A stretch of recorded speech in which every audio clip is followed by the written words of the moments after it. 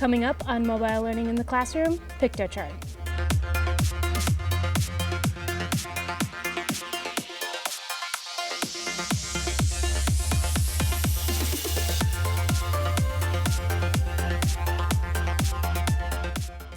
Hi, I'm Zoe Falls, and today on Mobile Learning in the Classroom, we're going to talk about Piktochart.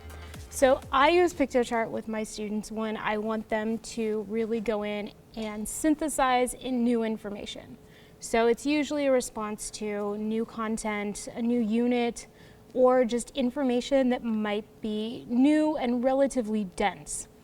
I have them go through and do the reading, talk about it amongst themselves, maybe do a discussion board, some in-class discussion, and then in groups they design an infographic. And with Piktochart, it's a free website, and there are options to purchase, and schools can get really good discounts on purchasing if this is something you use and find that you really like, but would like to have more options. But even at its free level, it's really a robust program and website for you to go in and use. So your students can create their own infographic, or they can use a template. So we're just going to go in and look at a template. Well, that is not the template. Come back. And we're going to go and check out the About Me template.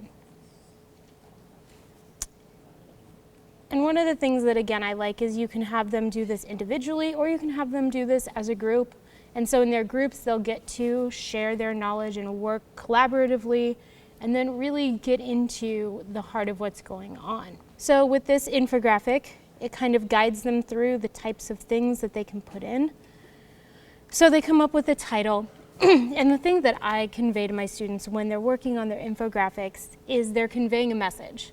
So as the reader, as the audience, I should be able to go through and read the story, read the narrative of the information they're trying to tell me, and walk away knowing something. It's a visual elevator speech about what they've just learned. So we start at the top, and it gives information. So you could put background information. You could have them do an About Me at the beginning of the semester as you're trying to get to know your students and your students are trying to get to know each other. Or it could be background on the topic if they have to learn something about the Civil War, and maybe they have to talk more specifically about Gettysburg.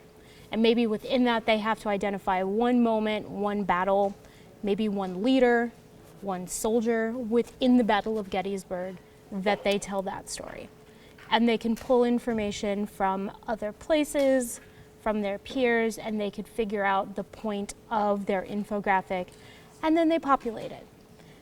And another feature that I like about this is the multimodality of it. So you're encouraging the students to use both visual, textual, and even some audio and pictorial representations within their infographic.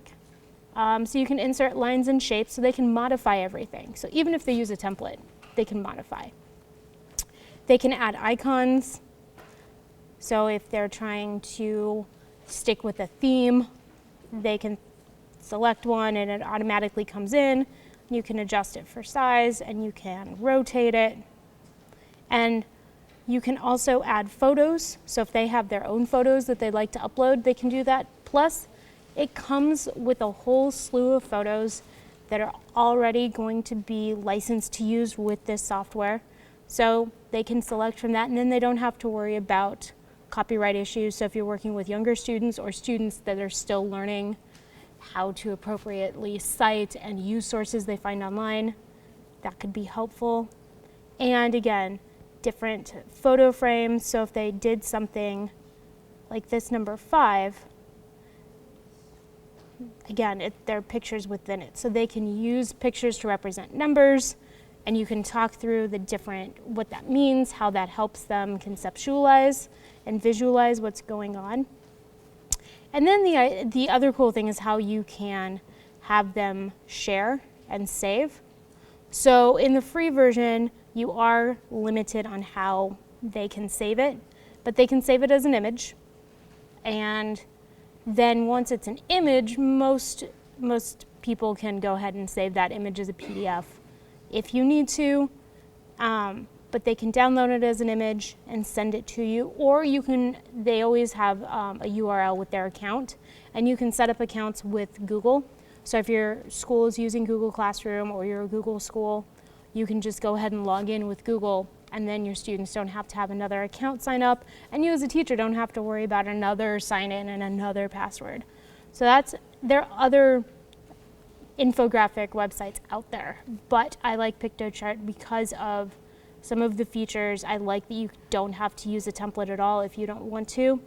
And just real quick, it does more than just infographics. You can do a presentation.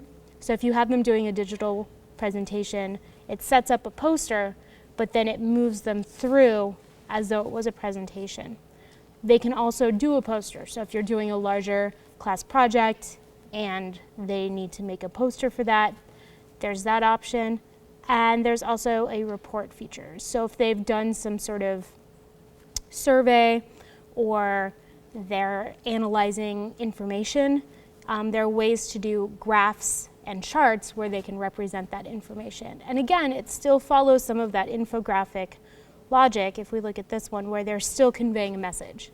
And at the end of this infographic or this chart, you walk away knowing sort of the bullet points of what information the students found relevant. And as a teacher, it's a good way to clue yourself into what your students are picking up on, what information they're synthesizing, what they're identifying as important, and maybe where the gaps in their knowledge are so that you can attend to those later on. So this has been Piktochart, and I'm Zoe Falls. Have a great day.